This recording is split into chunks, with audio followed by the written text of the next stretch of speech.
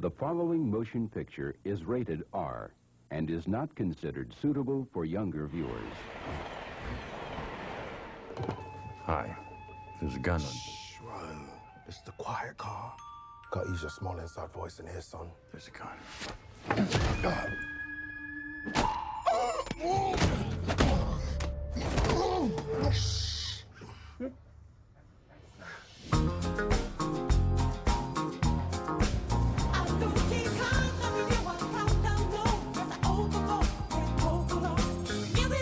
Talk to me. I am ready. You are getting the new and improved me.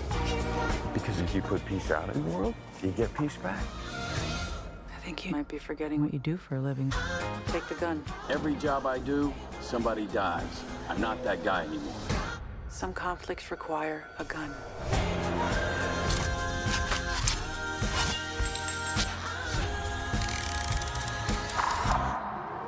Hey, this is nice. Okay, what am I snatching and or grabbing? A briefcase. You said you wanted simple for your first job back. Doesn't get simpler.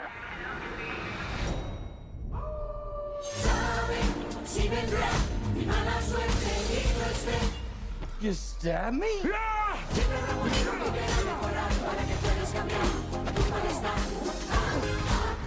We'll ruin your life the way you ruin mine. Dude, I don't even know you! There's nothing simple about this job. Something else going on here. Yeah, I'm not the only one on this train looking for this case. Lemon, where's the briefcase? Oh, it's that shit. It was just here. We are right on schedule. Everything that's ever happened to you This is gonna sting, bitch! has led you here. Fate. That's a shit deal.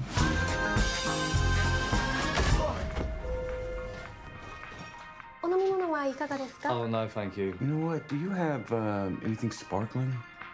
That's the one. Thank you. Domo arigato. Sure you want to talk this out? Not particularly, no. Okay.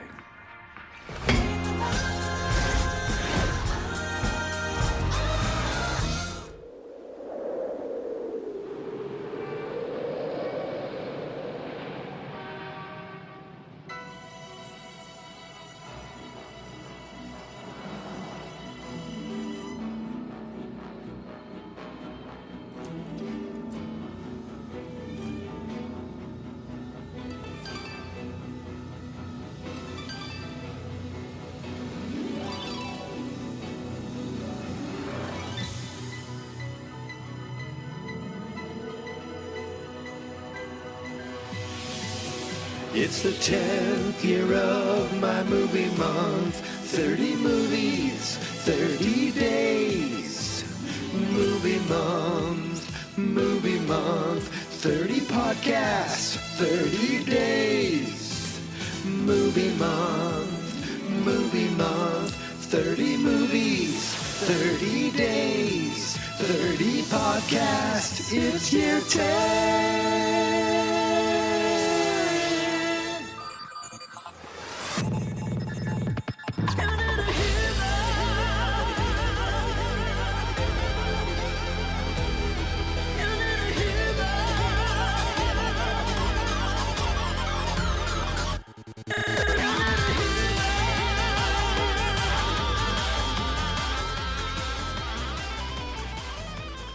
Alright, so listen up here, blokes. I'm going to do the worst British accent you've heard today. Maybe not the worst ever, but the worst you've heard today, probably, right? Alright, so here we are. I was watching JW4 yesterday. That's what us wickheads call John Wick 4. And I'm like, why do I know this actor? Why do I know this bloody geezer? Okay, I'm done. I'm done doing that. So I was watching John Wick 4 yesterday. You know that already. And I see this actor, Hiroyuki Sanada, and I'm like, what do I know him from? He's been in a bunch of stuff. But I'm like, haven't I seen him in something recently? So I look up his IMDb, and I'm like, I guess I haven't seen him in anything recently. Oh, he's in Bullet Train. I forgot all about Bullet Train. I didn't put Bullet Train on my list. And I made the decision right then and there. I said, tomorrow, which for me is today, but for you could be yesterday. Tomorrow, today, yesterday is Bullet Train Day. Let me see where it's available. Oh, it's on Netflix. Great. I wanted to see this movie for a while. I've heard good things, not great things. And when I look at the Rotten Tomato score, I actually was surprised. Based on some of the stuff I've heard, I was surprised that it was at the level it was, which an audience score of 76%. Usually higher movies get higher audience scores. But the audience score is always higher than the tomato score. But when you see the audience score is 76%, I didn't think the tomato score would be down, tomato meter, to 54%. But as I say all the time, I don't let that cloud my judgment. And I wish I didn't look it up because I put all those scores on the website. I wish I didn't do that before. I wish I did it after to not cloud my judgment in any way and maybe guess what people would give it. And if I did guess, I probably would have guessed it was in the 60s. So to see it at 54, I'm not way off, but I was a little disappointed that it didn't have a higher score. And yet it did go to the box office. Like for something, I think it was what I saw a headline coming out of the pandemic. It's not based on any, known IP. It is based on a book, but it's not a sequel. It's not a superhero. It's not a Marvel movie. It's an original concept just based on a book. So it's not really an original concept, but it is its own thing. It's a contained story that has nothing to do with anything you've seen before. Excuse me. And it did quite well at the box office. And it's got Brad Pitt, as a leading man. And I have to tell you, I really enjoy this movie. I would say it's not great. It's not like, wow, this is amazing. You got to see this. There's this amazing moment or this amazing moment. Nothing like that. It's just kind of popcorn. It's an enjoyable popcorn movie. I thought, I could see, Mel and Pat throwing this on the old Netflix machine and maybe being a little like this is crazy, but I think they could enjoy it. Those are the people who, they created me. It's their fault. So I think, I wonder how it does on Netflix. I have no idea, but I texted a friend of the show, Christopher. You can find him at the Fine Movies, Fine Spirits, available here at fansonexperts.com. And I texted him about it, and he was obviously angry at me for not seeing a different movie. But I told him, look, man, get off my case. All right, get your own movie month. Don't worry, because on Thursday you're going to like what I'm seeing. All right, so there, and he will, and you probably will too. But I said to him, it reminded me of Guy Ritchie light, like Guy Ritchie, but not as good.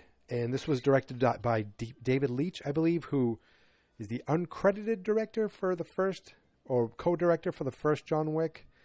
This guy, let's see what else he's done. Let's do it right now.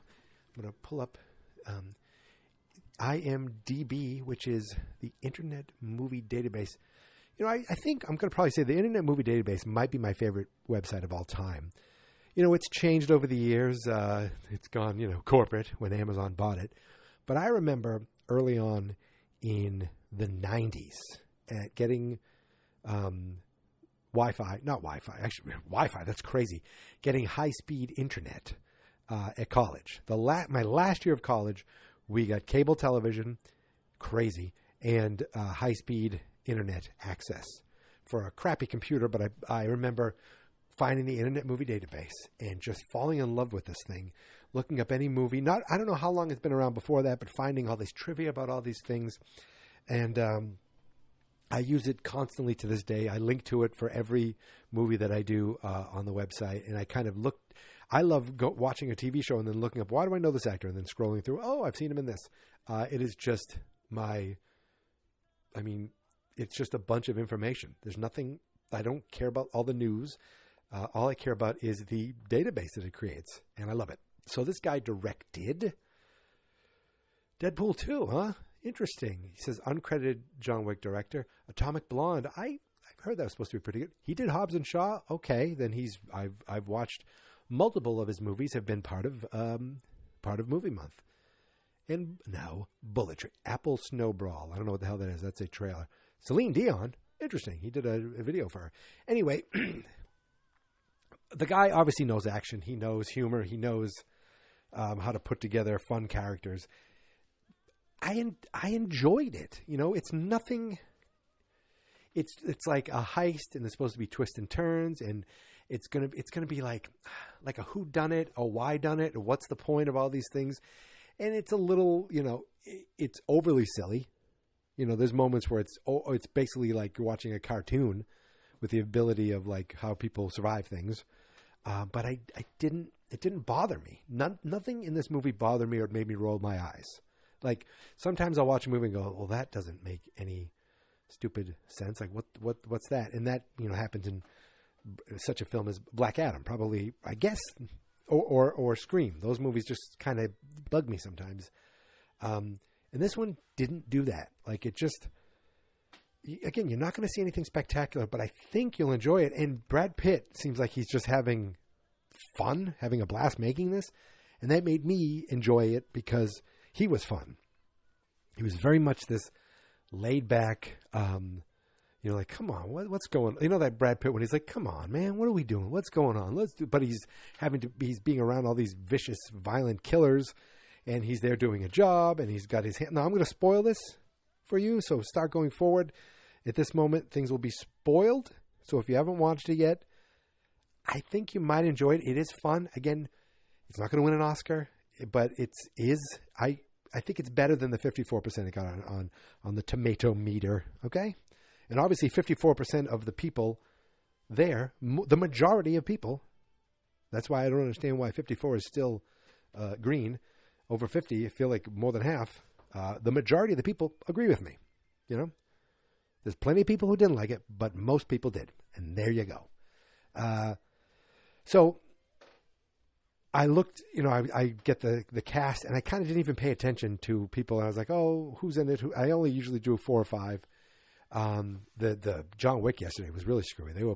They pretty much put people in order of appearance. So like, I had this guy listed third behind Lawrence Fishburne and,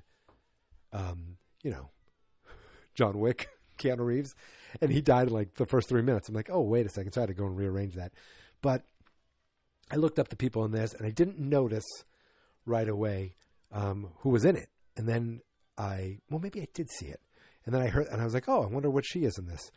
And then I heard this voice, and I'm thinking, who's talking? Oh, it's spoilers, right?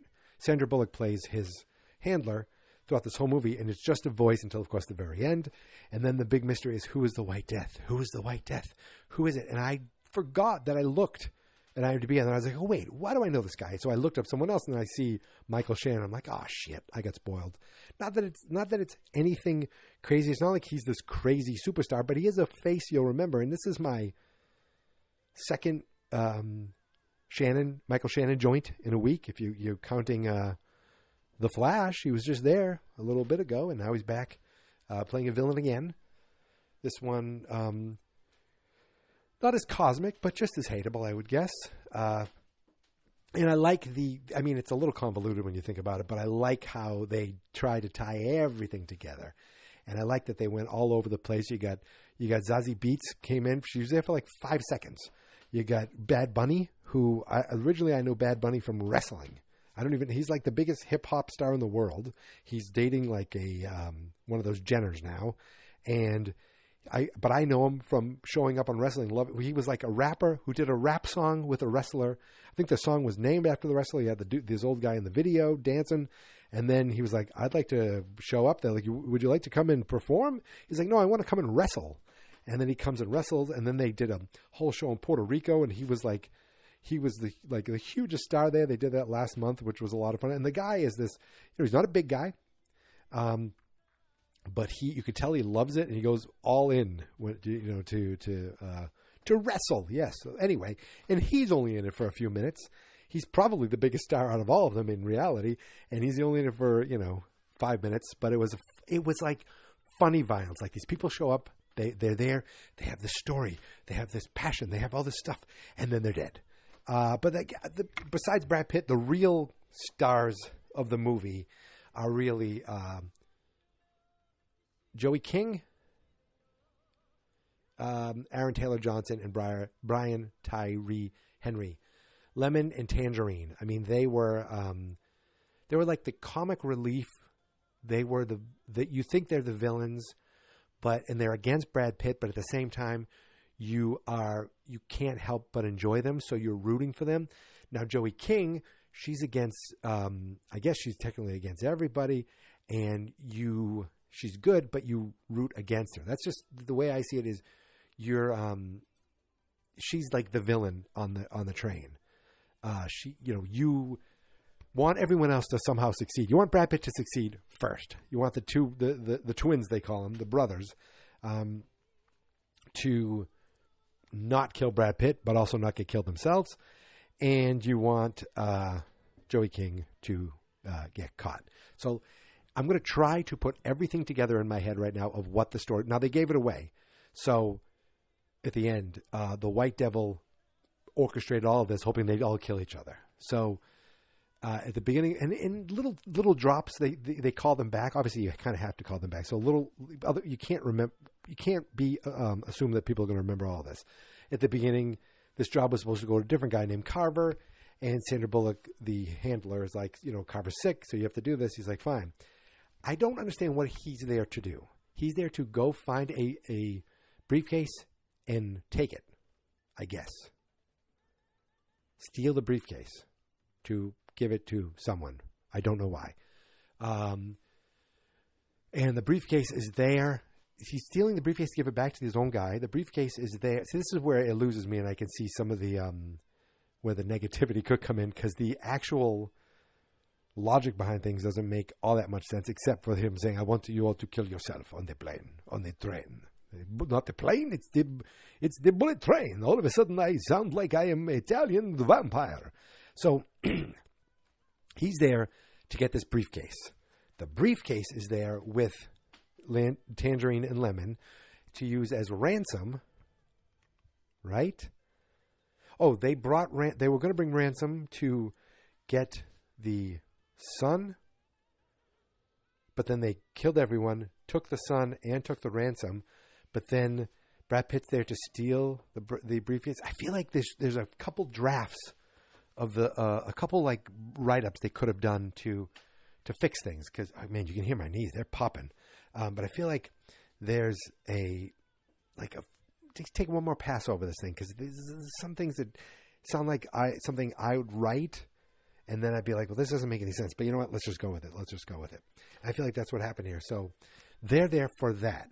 Now, Joey King, she pushed a kid off a roof to get the father to come on the train to, I guess, avenge his son's death, even though the son didn't die. And then once she's on the train, say, okay, now I have someone watching your son, and you have to help me kill the White Death, who later we find out is her father. Not father. And I saw, the moment they stared at each other, I thought that was coming. So that's what they're there for. Now, Bad Bunny's on there to avenge for the death of his wife and all his family, who were killed by an assassin who was played by Zazie Beetz. Zazie Beetz is there with her snake to... What the hell is she? Oh, she's there to take the briefcase also? Because she's there to kill the son okay. Now I'm starting to get annoyed by the logic behind it. And I guess you just have to say, like, don't bother. Just go along for the ride. Because when you sit back and go, wait, what? Why is he there? What's going on? So he that goes and kills the son, who Tangerine and Lemon are supposed to deliver with the briefcase. And the daughter opens the briefcase, gets the father of the son to open the briefcase, and then the briefcase, she wires it with explosives, and then she wires the gun with explosives, so whoever shoots it at her blows up in her face. She tries to use it on her dad later, and you realize, oh, this hasn't happened yet. We need this to happen. Of course, Michael Shannon shoots and blows himself up using the gun, and then the girl comes back, and she gets run over, and you think, well, she just got run over just by a tangerine truck, and then we see that comes back. So I liked some of that stuff. There was some fun stuff. Now, Brian Tyree Henry. First time I've ever remember seeing him was on Atlanta as Paperboy. And, oh my goodness, is he in... Oh, maybe I will see him again very soon. But that's the first time I've seen him. And, like, he pulled off, I mean, he's from North Carolina. I just want to make sure. I was like, wait, does he pull off a really good American accent or does he pull off a good British accent? Because I thought he was fine as a British accent. I can't tell if someone said that's a really bad British accent. Sometimes I can. I talked about that when I was watching for my other podcast, the one I mentioned with Chris, how some of the accents in Black Hawk Down just didn't pass the muster, pass the test for me. But I thought his accent was fine. You know, he's just going for the hello there, bloke, how you doing? Jolly good time. And Aaron Taylor Johnson, who I first saw as Kick-Ass using an American accent, he's British, but I think he was kind of putting it on. Like, I thought he was the coolest cat. Like, I was like, I want a mustache like that. I wish I could wear a suit like that and talk like that. Now he had to go around killing people. And at one point, you think his brother dies. And then one point he comes back. Then you're like, oh man, this is the brother that lives. But then he's the brother that died and the other brother comes back. It's really silly, but he was really fun. Him and Brad Pitt and his brother, with his obsession with Thomas the Tank Engine. It all was just enjoyable and fun and just kind of a silly roller coaster that when you do sit back and, try to pick apart the logic, it does kind of unravel a little bit. It's not, it's not like the most, when you see a really good screenplay and you're like, oh, that did that and then that did that. And they try to do it here. They try, and some of it's successful. And when I was really trying to think of it and put it together, some of it might not be as successful. But I thought Brad Pitt was having a fun time. And if you like Brad Pitt and you like laid back Brad Pitt and kind of funny Brad Pitt, I think this could. And there's another guy in this now. Were they in all? I'm trying to think if they were on a movie together. They were in something. But there's another little cameo in this. I'm not going to spoil. Well, you've seen the movie. I've spoiled it this far. So I'm just going to say this again, if you haven't watched the movie, there's another little cameo that shows up, and he's there for like 3 little scenes, and it's just funny, and it's Channing Tatum. Now, he and Sandra Bullock, then they do a movie with Daniel Radcliffe, and Brad Pitt showed up in that. I wonder if they worked together around the same time with these things. Like, they came over to help Brad, and Brad came over to help them. I don't know. But he's in it for just a quick second. Brad, uses him. He's like, you want to make $200 quick? And he's like, is this a sex thing? And he keeps asking every guy, like, wait, is this a sex thing? Is this going to, people talk to him and he keeps bringing up, it seems like he's a guy on this train who just wants to get some action. And it was pretty funny. He was only in it for, just a quick little cameo, never came back again. So, I'm not going to dwell on this anymore. It's a 2-hour movie, but, the premise is pretty basic. Get everyone on a train, have the MacGuffin, which is this briefcase, and try to surprise you as to all these different characters that show up. I do like that there was this, the Zazie Beetz character. She was in this costume the entire time, and they show the costume, and there's nothing much to it. Like, you just think it's just like a costume kind of there to entertain the kids on this train. And it's,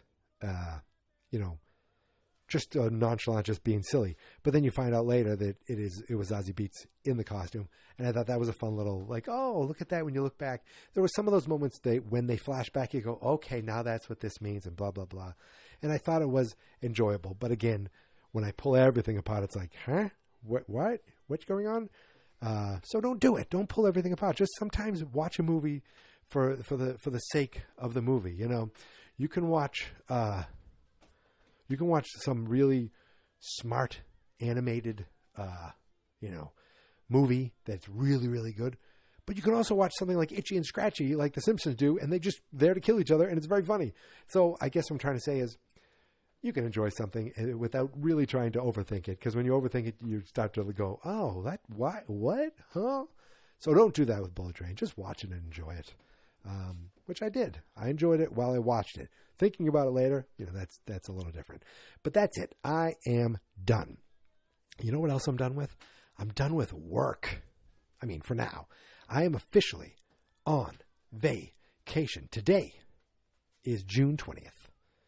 And for the 20th day in a row, I watched a movie that I've never seen before.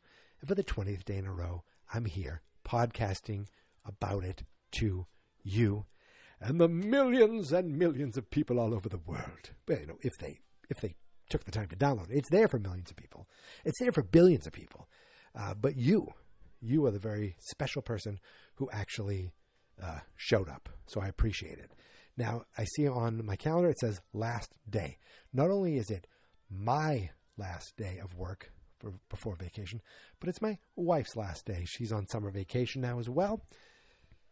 So, I'm on vacation for the rest of the month through July 5th. So for the rest of movie month, there ain't no silly work to get in the way of watching movies. That means I can watch movies in the middle of the day, or I can watch movies very early in the morning. I can watch them at home, or I can watch them in the theater. And I think this week, you're going to see a little bit of both. And that's all I'm going to say, without giving too much away, because the suspense is part of the excitement.